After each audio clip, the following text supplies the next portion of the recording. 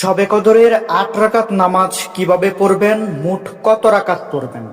সুপ্রিয় দর্শক, আজকের ভিডিওতে আমরা জানাবো সেই বিষয় সম্পর্কে, তাই ভিডিওটি শেষ পর্যন্ত দেখুন, কারণ অনেকেই এই নামাজের নিয়ম ঠিকভাবে জানেন না। প্রিয় দর্শক, প্রথমেই জেনে নেন শবে কদরের ফজিলত সম্পর্কে।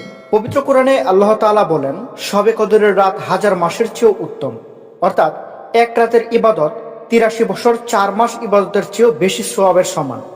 তাই এই রাতে বেশি বেশি নামাজ, দোয়া ও ইবাদত করা অত্যন্ত গুরুত্বপূর্ণ। চলুন জেনে নেই এখন শবে কদরের মোট কত রাকাত নামাজ আপনারা পড়বেন। প্রিয় দর্শক, শবে কদরের জন্য নির্দিষ্ট করে কোনো নির্দিষ্ট রাকাত ফরজ করা হয়নি। আপনি যত ইচ্ছে নফল নামাজ পড়তে পারবেন। তবে সাধারণভাবে মানুষ 2 রাকাত করে, 4 রাকাত করে, 8 রাকাত করে এবং 12 রাকাত করে নফল নামাজ পড়ে থাকেন। এর মধ্যে 8 রাকাত নফল নামাজ অনেকেই পড়ে থাকেন। শবে কদরের 8 রাকাত নামাজ কিভাবে পড়বেন সে সম্পর্কে এখন চলুন জেনে নেই। প্রিয় দর্শক, এই 8 রাকাত নামাজ 4 সালামে পড়তে হবে, অর্থাৎ প্রতি 2 রাকাত করে নামাজ শেষ করবেন। নামাজে দাঁড়িয়ে প্রথমে নিয়ত করবেন। প্রথমে নিয়ত আপনাকে মনে মনে করতে হবে। আরবিতে জানা থাকলে আরবিতে করবেন, বাংলায় জানা থাকলে বাংলাতে করবেন।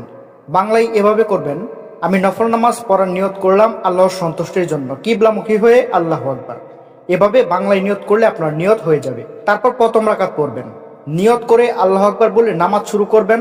সানা পড়বেন, তারপর সূরা ফাতিহা পড়বেন। এরপর সূরা কদর 3 বার অথবা যে কোনো সূরা পড়তে পারেন। তারপর স্বাভাবিক নিয়মে রুকু ও সেজদা করবেন। এভাবে আপনারা প্রথম রাকাত শেষ করবেন। তারপর দ্বিতীয় রাকাতে আবারও সূরা ফাতিহা পড়বেন। এরপর সূরা ইখলাস 3 বার অথবা অন্য কোনো সূরা পড়তে পারেন, এতে অসুবিধা নেই। তারপর রুকু করবেন, সেজদা শেষ করবেন। তারপর তাশাহুদ পড়বেন, দরুদ শরীফ ও দোয়া মাসুরা পড়ে সালাম ফিরিয়ে নেবেন। এভাবে আপনারা প্রথম রাকাত এবং দ্বিতীয় রাকাত শেষ করবেন এবং একই নিয়মে আরো 3 বার পড়বেন। এভাবে একই নিয়মে মোট 4 সালামে 8 রাকাত নামাজ সম্পূর্ণ করবেন।